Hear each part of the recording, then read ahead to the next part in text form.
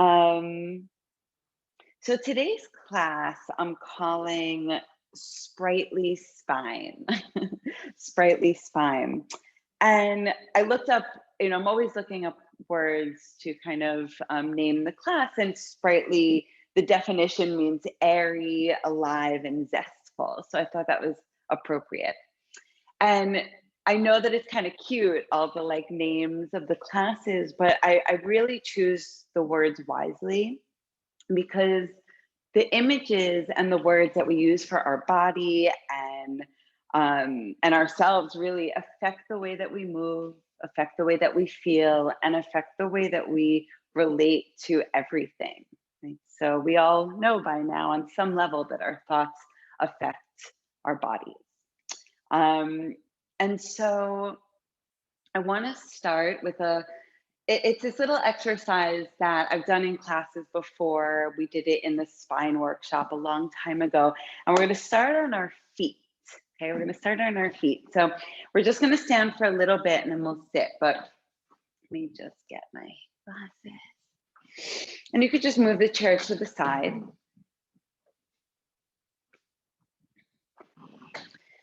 So, without even knowing too much of the anatomy of the spine, right? We're not going to get into that today, but we have some sense about where our spine is, have a better sense than others.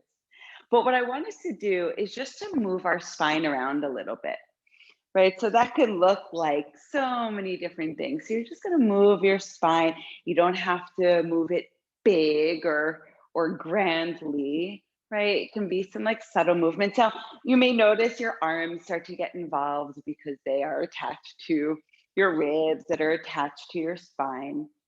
And as you move your spine, I'm just going to call out some words. It's kind of like a wish list for our spines, right? So your spine is bright and sprightly.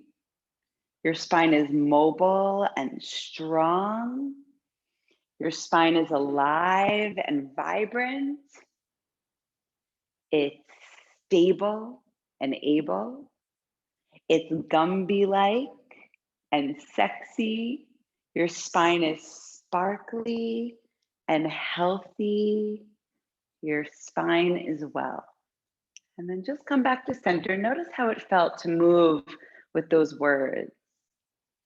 Now we're going to move again. And this may not be as pleasurable of an experience.